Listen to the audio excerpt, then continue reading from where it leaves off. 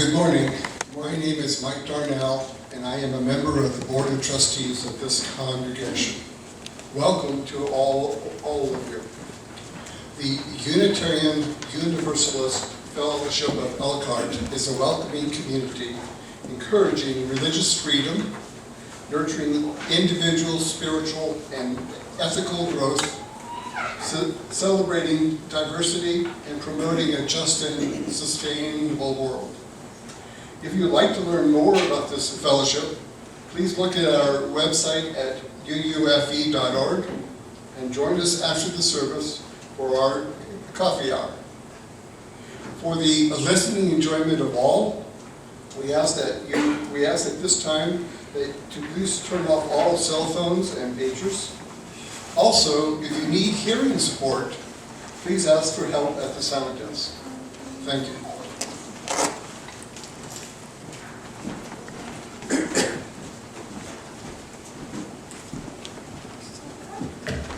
Good morning. I'm assisting Judy Darnel with the Fellowship Life announcements today. First one, don't forget that yoga classes meet in the gathering place at 6 p.m. on Thursdays. All are welcome. And our newsletter deadline is tomorrow. If you have news that you would like to share with the congregation, please give Judy a call or email her as soon as possible. And her contact information is in the directory, which is located on the island in the foyer. Science and Society will begin a series called Your Best Brain.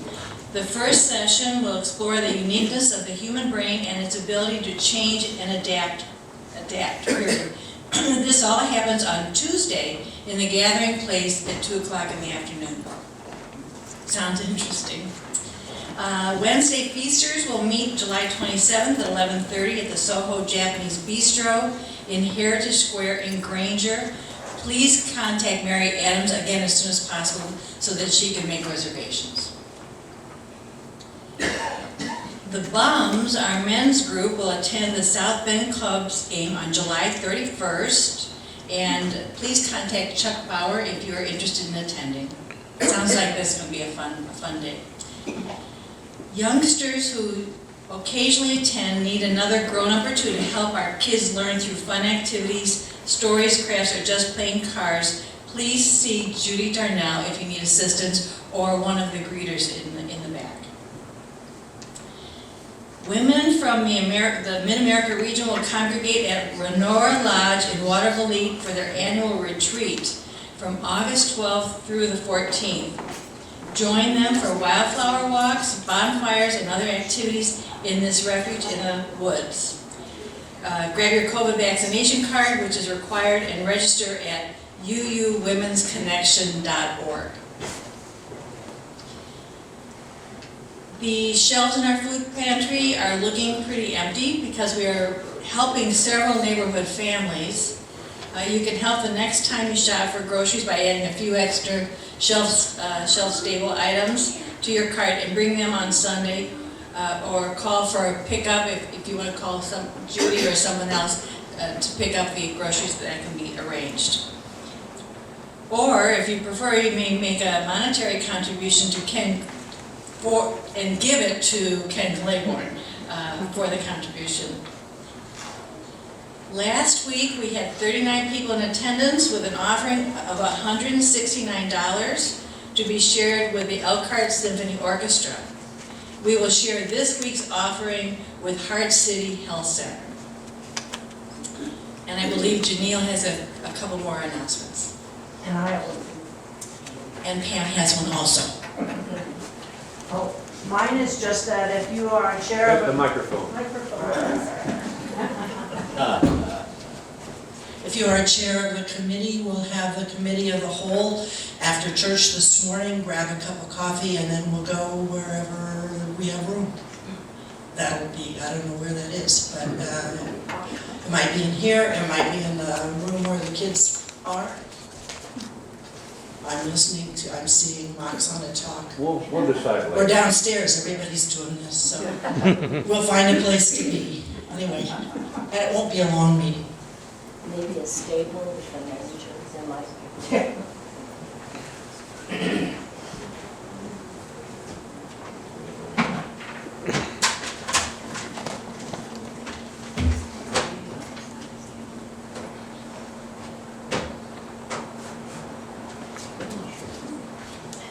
I'm going to be up here pretty frequently, so I might need to figure out an easier way to do that. Okay, am I okay with the microphone? Okay. A couple of announcements that are actually more like joys and sorrows, that they can't wait for another month. The sorrow is that we lost a friend to many of us. Ralph Rajecki died July 9th. He and his husband Gary attended here for quite a while, a number of years ago, and he was very dear to us, an amazing man. Can you lift the mic up closer to you? A service is planned for later. Ralph Rajecki from South Bend. Yeah. Yeah. We also have Joy, and she's not here yet, but she will be. Helen Mark turned 90 yesterday. So we love to celebrate our nonagenarians, and today we have a lovely cake that will be shared with all in the gathering place after the service. So we will sing happy birthday and share a beautiful cake. So grab coffee and cake. Oh yeah, oh yeah.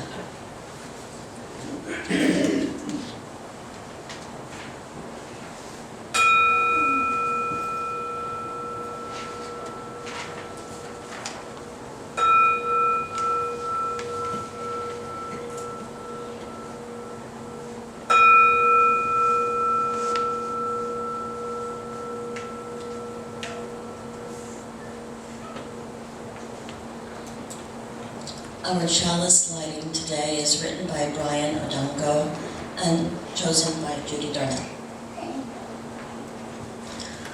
We light a flame in an opaque world, not from wood, but from a candle.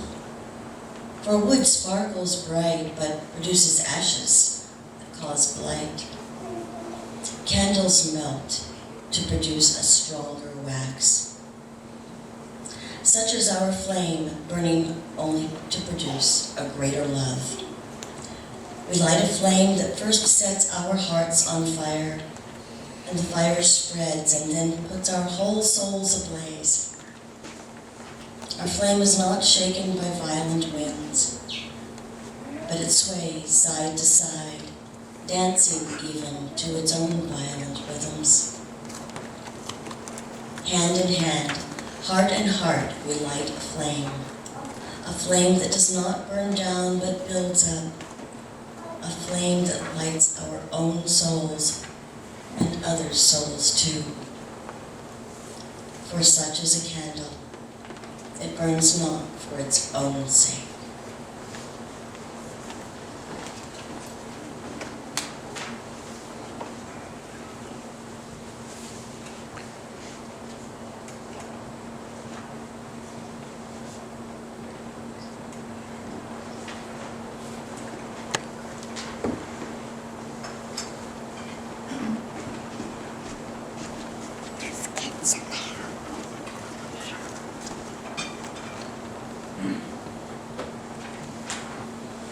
Let us join together in our unison covenant, printed in the order of service.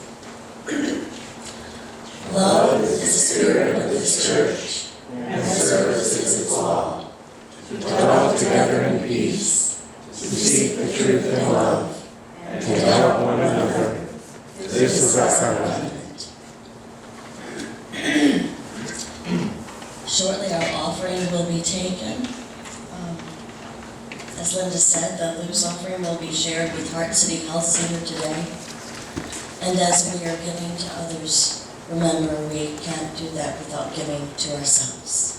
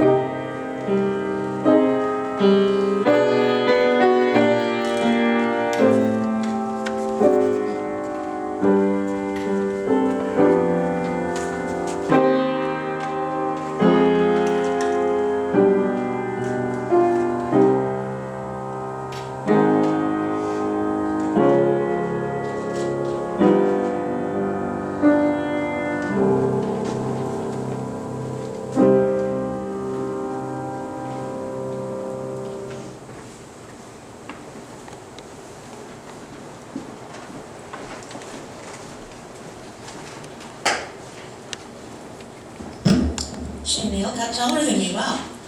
Good morning, my name is Judy Darnel, and many years ago I was part of a lay-led congregation, and as such the Sunday Service Committee was imaginative in our approach to our Sunday services.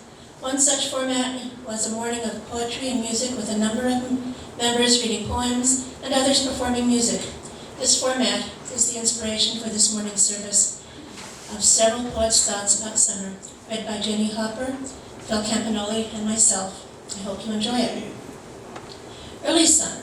Coming out of spring is full of promise and energy. Gardens are taking shape. There is promise of vacations, picnics, and days at the lake.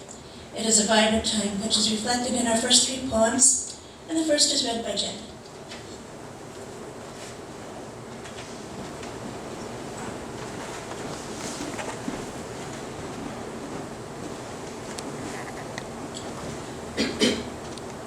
Good morning.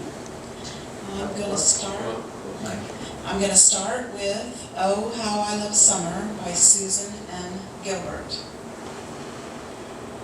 Though May did bring her deepest gray, and June did bring her gloom, I woke this morn in a glorious way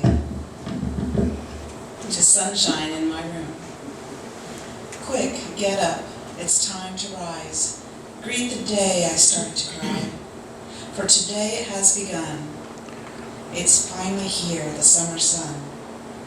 Feel her warmth, see my garden grow, taste the sweetest fruits, watch the butterflies flow, hear the squirrels chatter, and my orioles swoon, till evening comes with the summer moon. It seems like I've waited such a very long time, longing for the light of your rays to shine. Sorry, I love seasons.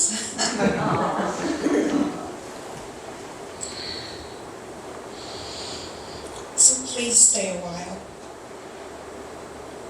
Bring your long, lazy days. I'll cherish each blue sky and ride every summer wave. Oh, how I love summer and all of her songs. Happy summer to all, and may it be long.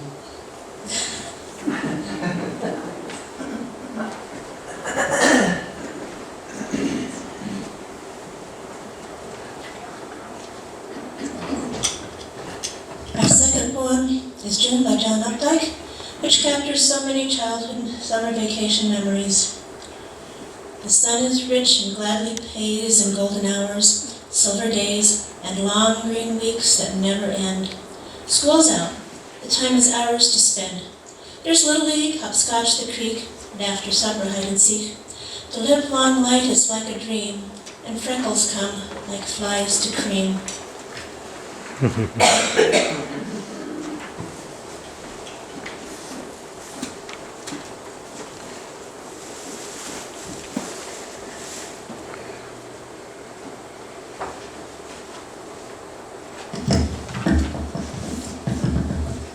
This is going to be a new experience for me and you. I never was taken with poetry in school. The only one I really liked was T.S. Eliot's The Hollow Man. So I don't have any practice with this.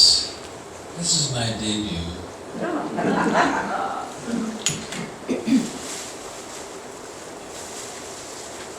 I want to dedicate this to my brother Steve, who passed away about 1.5 years ago.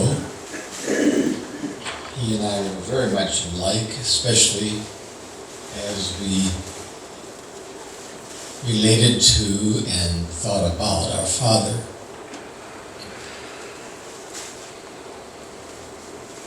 Both of these poems that I'm going to be reading have some resonance with us as we were growing up, and so I feel a real connection, which I haven't done in the past.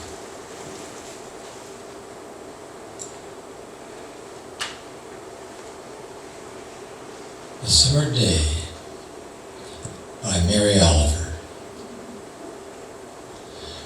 Who made the world? Who made the swan and the black bear?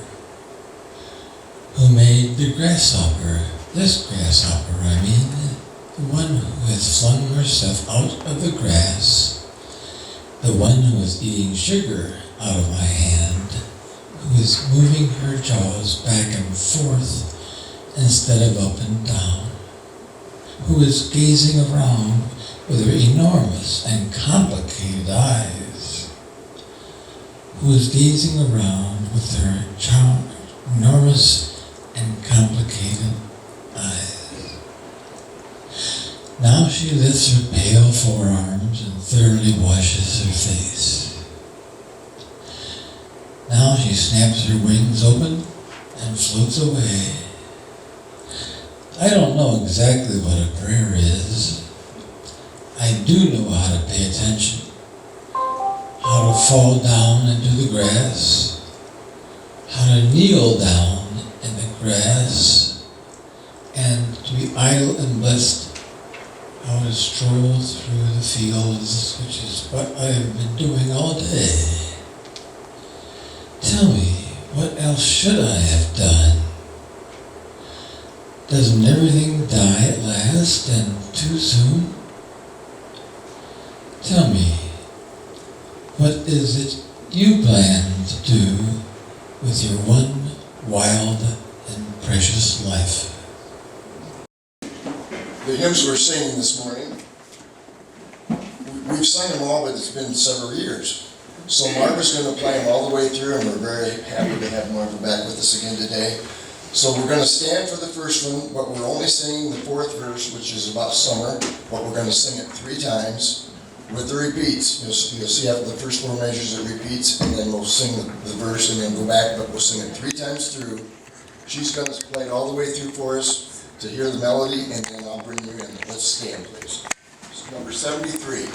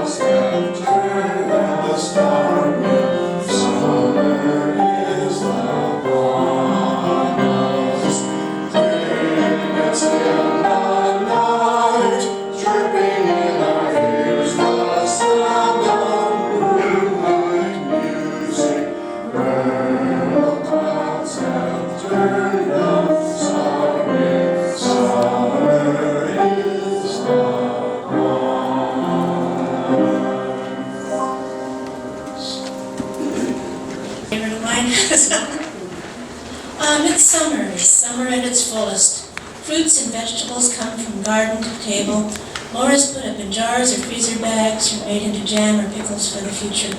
Bicycles and fireflies come out at dusk, and we journey forth on vacations to beaches, mountains, and reunions. I did most of my growing up in the Midwest and the West, and seldom got to the beach. And my parents were not beachgoers anyway, so this poem is for those of you who are, and it is When We Got to the Beach by Hollyman says. I screamed, sprinted to the sea, flung off shoes and socks, ran toward imagined heaving waves, and jumped each tiny trickle that I found there with just the same excitement. You stayed back, took off your socks more timidly, giggled at your stupid mother, eventually took my hand. We jumped together, and we jumped together, and we jumped together. 3 hours later, collapsing on our backs, we made angels in the sand. The seaside always made me want to scream. Now, with you, I can.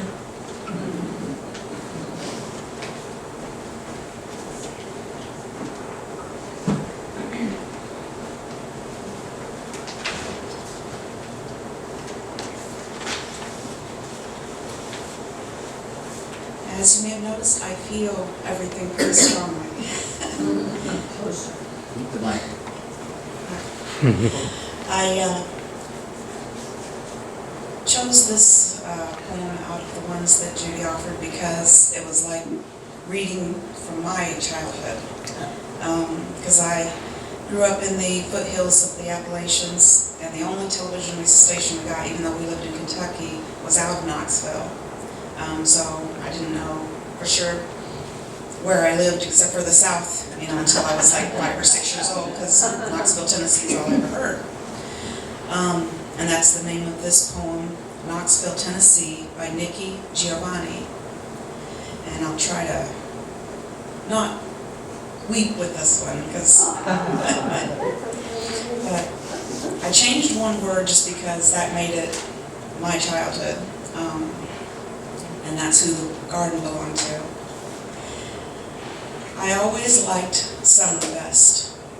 You can eat fresh corn from Grandma's garden, and okra, and greens, and cabbage, and lots of barbecue and buttermilk. Homemade ice cream at the church picnic, and listen to gospel music outside the church homecoming, and go to the mountains with grandmother.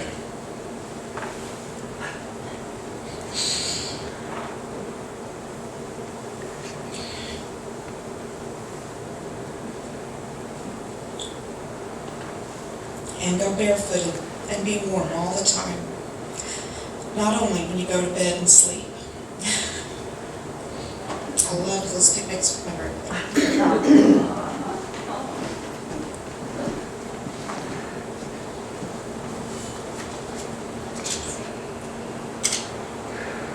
Ode to Kool-Aid by Marcus Jackson. You turn the kitchen tap's metallic stream into tropical drink. Extra sugar whirlpooling to the pitcher bottom like gypsum sand. Purple Saurus Rex, Roaring Rockadile Red, Ice Blue Island Twist, Sharkleberry Fin. On our tongues, each version keeps a section like tiles on the elemental table. In 9th grade, Sandra employed a jug of black cherry to dye her straightened bangs burgundy. When toddlers swallow you, their top lips mustache and color as if they've kissed paint. The trendy folks can savor all that imported mango, nectar, and health market juice. We need factory-crafted packets, unpronounceable ingredients, a logo cute enough to hug, a drink unnaturally sweet, so that, on the porch, as summer sun recedes, Granddad takes out his teeth to make more mouth to admit you.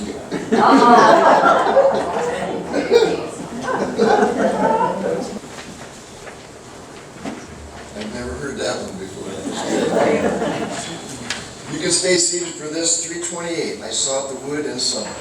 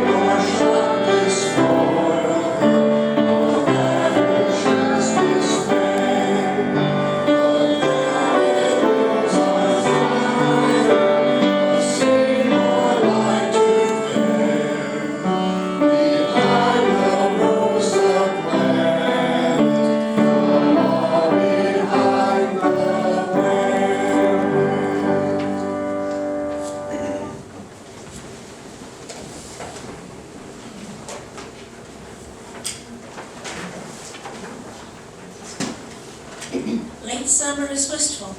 We know that summer is drawing to a close with the last of the garden's bounty, preserved to be enjoyed later. Stores are full of pencils and notebooks, sweaters and winter coats, and the season's last picnics, barbecues, and fishing trips are planned. The next poem is read by Phil.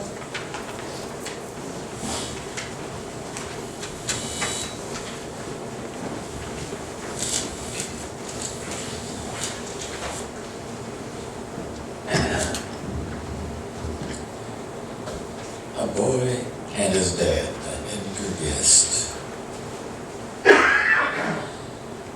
A boy and his dad on a fishing trip. There the glorious fellowship. Father and son in the open sky, the white clouds lazily drifting by, and the laughing stream as it runs along with the clicking reel like a martial song, and the father teaching the youngster gay how to land a fish in a sportsman's way. Thank you. I fancy hear them talking there in an open boat, and speech is fair, and the boy is learning the ways of men from the finest man in his youthful kin. Kings to the youngster cannot compare with the gentle father who is with him there. And the greatest mind of the human race, not for 1 minute take his place. Which is happier, man or boy? The soul of the father is steeped in joy, for he's finding out to his heart's delight that his son is fit for the future fight. He's learning the glorious depths of him and the thoughts he thinks and is on for every whim. And he shall discover when night comes on how close he is grown to his little son. A boy and his dad on a fishing trip, builders of life's companionship. Oh, I envy them as I see them there under the sky in the open air. For out of the old long ago come the summer days that I used to know.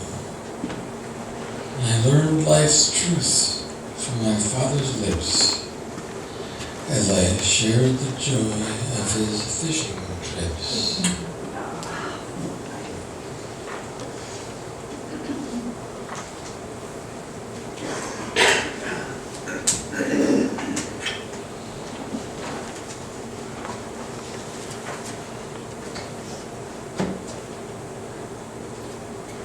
One more chance to keep it together.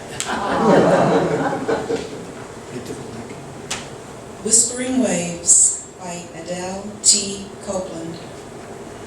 Waves come crashing to gray sullen shores. Powerful and strong it breathes and roars, cascading and caressing each grain of sand. A warm embrace between sea and land.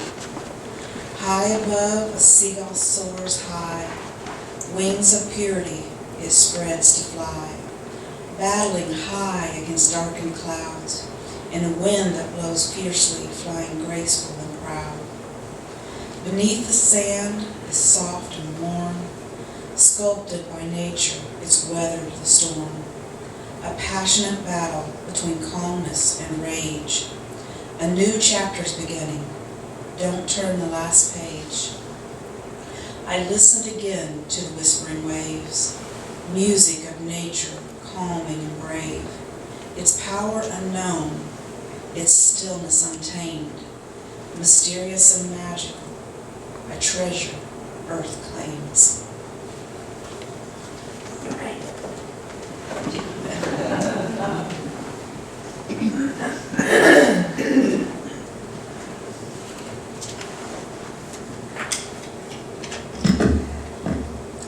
As imperceptible as grief by Emily Dickinson.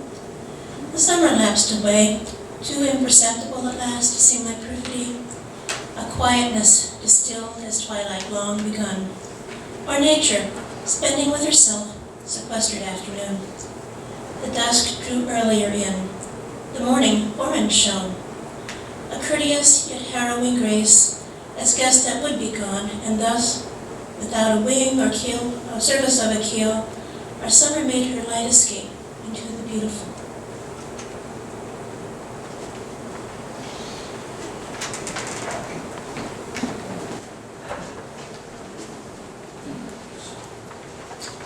Let's stand for the last hymn, 175, singing about one of our principles. We celebrate the web of life.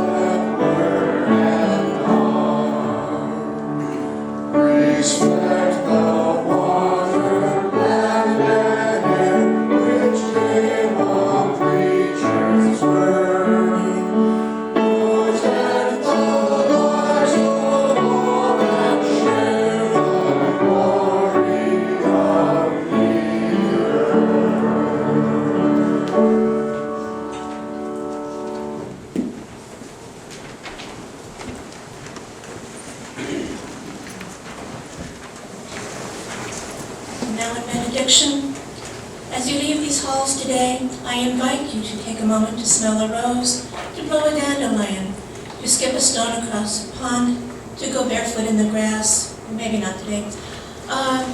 Do more than reflect on favorite memories of summer. Make some more. Have fun and go in peace. So would it be.